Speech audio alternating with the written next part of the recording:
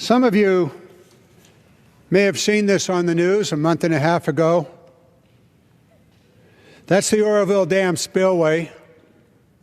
A maintenance problem not paid attention to over the years resulted in a massive failure of the spillway and put 188,000 of my constituents and my colleagues, Mr. Lamoffa's constituents, at risk.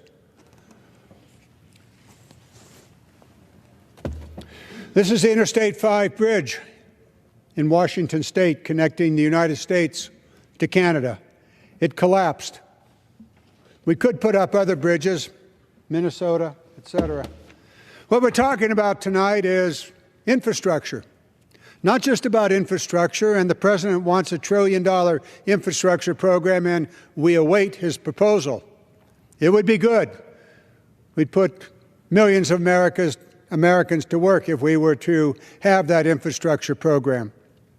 But there's more to it than just infrastructure. In the last 5-year transportation bill, I was successful in working with other members here to insert into that bill that at least 70% of the value in our transit systems be American-made. So tonight's subject matter is really about the failing infrastructure, but it's also about making it in America.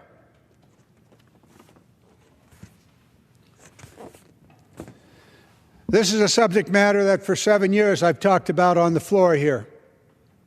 Make it in America. And our President wants to talk about this, and in fact, recently issued an executive order that says we ought to make it in America. And he instructed his administration, as few as they are, to make sure that in every effort that the Buy American provisions be honored. That has not been the case in the past. And so what we need to do is to make certain that we make it in America, that we spend the American taxpayer money on American-made products. Let me give you an example of what it means when you actually do that. Or maybe an example of what it means when you don't do that. Now, Californians take great pride in their state. We have the Golden Gate Bridge. We have Yosemite. We have the great industries of Southern California, the entertainment, the movie industries, and the rest. We have San Francisco. We also have major policy problems. Make it in America. I want to give you two different examples.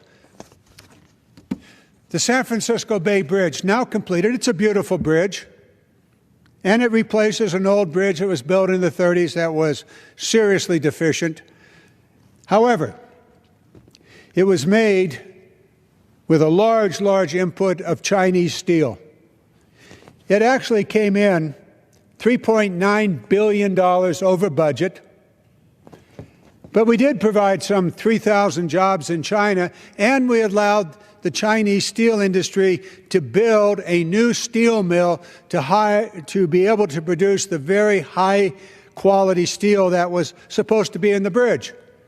However, the steel that they shipped wasn't exactly high quality, the welds weren't exactly good, and we wound up seriously over budget for that, as well as other reasons. So maybe Californians don't always have the position of taking pride in all that's done. This, I take no pride in. This was a serious mistake by the state government, a serious mistake by the agency that ran and put this bridge into process. What would it mean if, for example, instead of trying to save 10% on the cost of steel, our Californian colleagues would have actually said, well, maybe those jobs should be in America, and that new steel mill should be in America. Could have, should have, but it didn't happen. Now, on the further side of the continent, we have New York. Now, us Californians don't much like to talk about New York, but hey, here's something to talk about. Here's something that really worked out well. Seems as though New York wanted a new bridge over the Hudson River, the new Tappan Zee Bridge in New York. And they made a decision. It was going to be built with American steel. Wow, what a noble thought. And all of that from New York, as opposed to California saying, oh, let's go with China. So what happened? The steel arrived. The steel was quality. The bridge was built. $3.9 billion, on budget, on time, and there were some 7,700 plus American jobs. It makes a difference when you make it in America and when your tax dollars, state, local, and federal, are spent on American-made equipment and supplies. American steel, American jobs, an American bridge. The Oakland Bay Bridge, Oakland-San Francisco Bay Bridge, Chinese steel, Chinese jobs, over budget, bad quality, and the story is not a good one. So the issue of the day is, buy America. Yes, indeed, we should and we could. Give you an example of what happens. My Republican colleagues like to take on the bailout. They like to talk about how bad the American Recovery Act was. It wasn't bad. It was actually very good. Could have been better if there had been more infrastructure and more Buy America. But there's one provision in the American Recovery Act that really made a difference. It was for the Amtrak systems, basically the systems here on the East Coast, the electrification, new locomotives for the East Coast corridor. Wow, some $700 million. I think it was 80, maybe 90 new locomotives to be built. American companies looked at this and said, we don't build locomotives anymore. We certainly don't build diesel electric or all electric locomotives, so we'll let this one go. Well, there's that German company called Siemens. He said, $700 million, 80 or so locomotives. We have a manufacturing plant out in Sacramento, California. We make light rail cars out there and transit cars. You say 100%? 100% American-made? Everything? From the electric motors to the brakes to the wheels to the paint? 100% American-made? The German company said, we could do that. We could make it in America. And they did. The last train has been produced. This is the first train. Don't tell me we can't make it in America. Don't tell me that our American taxpayer dollars should be spent in China, Japan, or someplace else. No. Build it in America, buy American. And we'll put thousands, in fact, tens of thousands of people to work. I want to give you another example.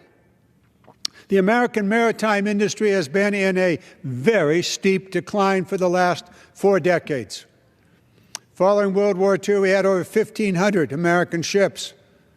A decade ago, we had over 200 American ships on the ocean. Our shipyards were making LNG tankers 20 years ago. And they were American flagged. There were American mariners on those ships. Today, we have less than 80 American flagged ships, and we don't make large commercial ships in the United States except on rare occasions. The maritime industry is absolutely critical for national defense. How do you think our men, women, and equipment get to the troubled spots of the world? You don't fly the M1 tank on an airplane, you put it on a ship. You put the trucks on the ship, you put the artillery on a ship. But where are the American ships? Oh, I know. We'll call China, and they'll deliver our goods to the South China Sea. Doubt it. I don't think so. If you're concerned about national security, you'd better be thinking about the American maritime industry. Are you thinking about it? Are you thinking what is really possible if we were to write 16 lines of law this year? It has to do with the export of two strategic national resources, oil and natural gas. Now operating in Texas is an LNG, liquefied natural gas facility, exporting American natural gas. They liquefy it, put it on a ship, and off it goes to somewhere in the world, like China. Oh, that's okay. It will take 100 or more LNG tank ships to meet the full export potential of that one facility when it comes fully online. There are 5 other LNG export facilities licensed in the United States, some of which are being built, one here near Maryland, near the Washington Capitol in Maryland. Perhaps 250, 225 new liquefied natural gas tank ships are going to be needed in the next decade or so. Are any of them to be built in America? No. None. Unless we pass a piece of legislation that we call Energizing American Shipbuilding. 16 lines of law that say it is a strategic national security issue to be able to build commercial ships in the United States.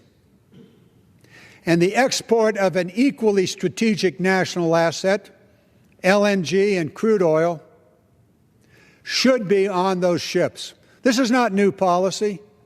When the North Slope of Alaska opened nearly 50 years ago, it was American steel in the pipeline. It was American ships that were taking that crude oil out of Valdez, Alaska. And over the years, we kind of forgot about that. And the law disappeared, and now it's not American ships and not American sailors. We can do this. The Energizing American Shipbuilding piece of legislation will be introduced this week. We have some 20 or more co-authors, and we want to follow what our president says about buying America, build it in America. How many jobs are we talking about? Well over a couple 100,000 in the shipyards. And if that bill passes as we have written it, that would require that the engines, the compressors, the pumps, the anchors, and the electronic equipment be American-made also. We're talking about a whole supply chain throughout most every state and businesses that are as reflective as the American manufacturing sector used to be. There's enormous potential in public policy that actually puts in place laws that build upon the strength of America, strengthening our national security, and at the same time strengthening a critical industry in America, the shipbuilding industry. And of course, American ships will be American flagged with American mariners. This is a good thing for America. This is a very good thing for our national security. It is a very good thing for jobs. And for our taxpayers, what does it mean? Well, these are commercial ships, so no direct. However, if the American shipyards are able to reconstitute their ability to build large commercial vessels, they will also be able to compete for the naval vessels and begin to give America naval construction competition in the shipyards. Not a bad thing to have competition. That's one. Number two, for more than 3 decades, we've had the school lunch program, which is also the school breakfast program, which is a critical program that provides nutritious meals to students in our schools who would not otherwise be fed. Now, there was one genius here that said that, well, you don't need to have, hungry kids can learn. Really? I know a lot of my colleagues that can't think if they're hungry. At least that's a good reason to assume what they're actually talking about in policy. But a hungry kid will not be able to learn. They're thinking about their stomach and thinking about that ache. So we've had the school nutrition program for some time, lunches and breakfast. The law says that the food should be produced in America, but the practice is different. The practice is we'll buy wherever we can. Now, I'll give you an example. In Sacramento, California, a school district in Sacramento, whose name actually happens to be similar to the city, decided that they should purchase Chinese peaches in big cans. Yet within 10 miles of that school, there were 3 packing plants that produced California-grown peaches.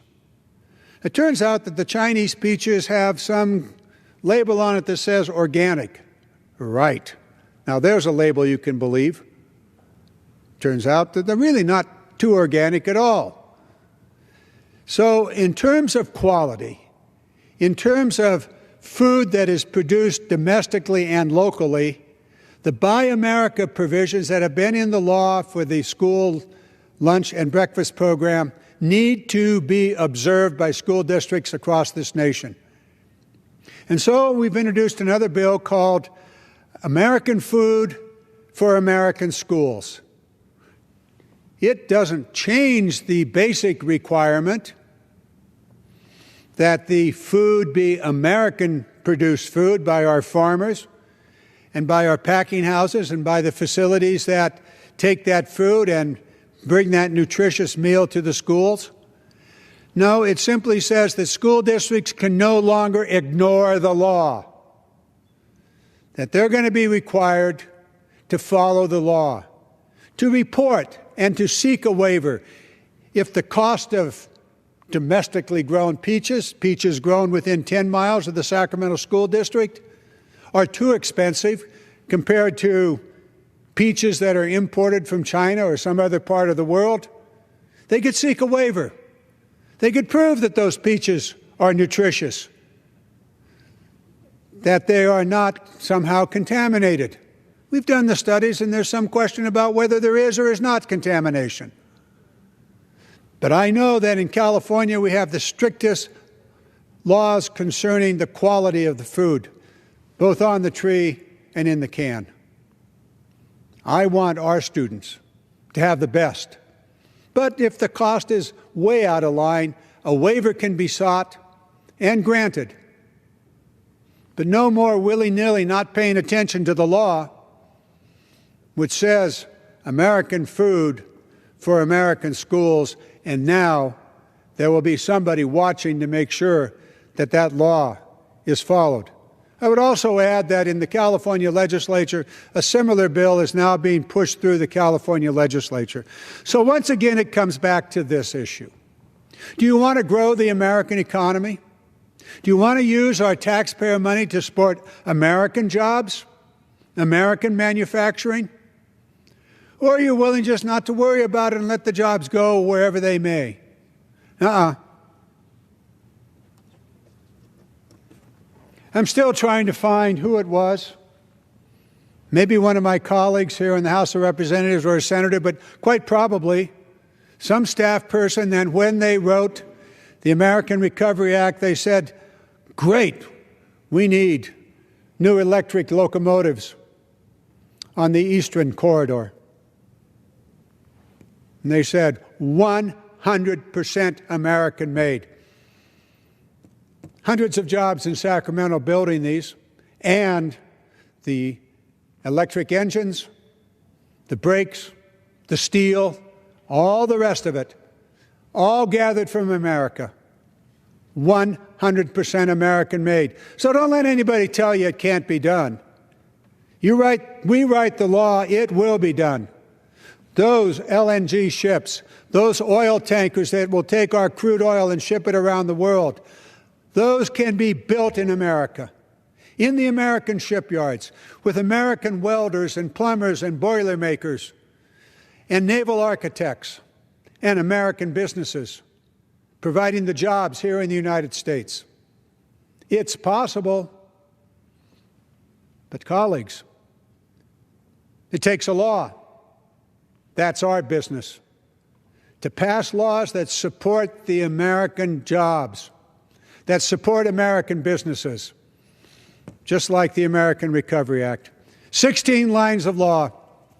The export of crude oil, the export of LNG, starting with 5% in the first years and then building up to 25% over the next 7 years. American ships will be built. American sailors will be on it, and American jobs will be here in the United States. We can do it if we want to. Mr. Speaker, I yield back. The gentleman yields. Does the gentleman have a motion?